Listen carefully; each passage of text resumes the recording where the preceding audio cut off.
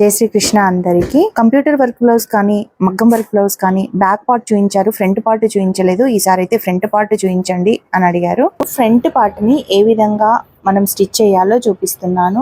ముందు నెక్కు పాదం ఖర్చు పెట్టుకుంటాము, కానీ మగ్గం వర్క్స్ కు 1/2 ఇంచ్ అయితే ఎక్కువగా పెట్టుకోవాలి. రెండు వైపులా ఒకేలాగా నెక్ నైతే లైనింగ్ కి మనం కట్ చేసుకోవాలి. ఫ్రంట్ నెక్ పైన లైనింగ్ ని వేసి కార్నర్ కి అయితే ఒక స్టిచ్ అయితే వేసుకోవాలి. వేరే సైడ్ నెక్ కూడా పాదం ఖర్చు కంటే కొంచెం ఎక్కువ ఖర్చుతోటి మనం నీట్ గా రౌండ్ గా ఆ షేప్ ఎలా ఉందో ఆ విధంగా అయితే ఒక స్టిచ్ అయితే వేసుకోవాలి.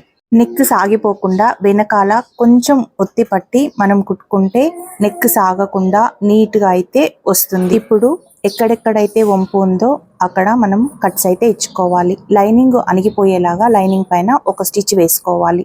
ఇప్పుడు ఒక సైడ్ నెక్ అయితే కంప్లీట్ అయిపోయింది. మగ్గం వర్క్ సైడ్ కార్నర్ స్టిచ్ అయితే వేసుకున్నాం కదా. ఇప్పుడు వీడియోలో చూపిస్తున్న విధంగా మనం కట్ వర్క్ ఉంటే కట్ వర్క్, లేదు నార్మల్ ఉంటే నార్మల్ నెక్ ని ఈజీగా మనం స్టిచ్ చేసుకోవచ్చు కదలకుండా. ఇలా కుట్టుకోవడం వల్ల బిగినర్స్ కి అయితే చాలా ఈజీగా ఉంటుంది. ఒక్కసారి ఈ విధంగా ట్రై చేసి చూడండి. ఎక్కడైతే వంపు ఉంటుందో అక్కడ చిన్న చిన్న కట్స్ పెట్టుకుంటే మనం కుట్టుకున్న కట్ వర్క్ అనేది చాలా ఈజీగా టర్న్ అవుతుంది అండ్ స్టిచ్చింగ్ కూడా నీట్ గా వస్తుంది.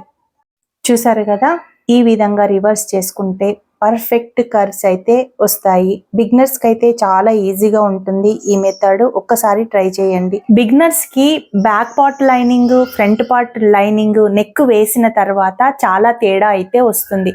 కానీ నేను చెప్పే ఈ పద్ధతిలో కుడితే లైనింగ్స్ తేడా రావు, కుట్టడం కూడా చాలా సులభంగా ఉంటుంది. బ్యాక్ పార్ట్, ఫ్రంట్ పార్ట్ భుజం దగ్గర నీట్ గా ఫినిషింగ్ రావాలంటే నేను ఈ పద్ధతిలో చూపిస్తాను చూడండి. ఫ్రంట్ పార్ట్ ను గానీ బ్యాక్ పార్ట్ ను గానీ ఏదైనా ఒకదాన్ని లైనింగ్ తోని నీట్ గా అటాచ్ అయితే చేసుకోవాలి. ఒకదాన్ని మాత్రం లైనింగ్ కి అటాచ్ అయితే చేయకూడదు.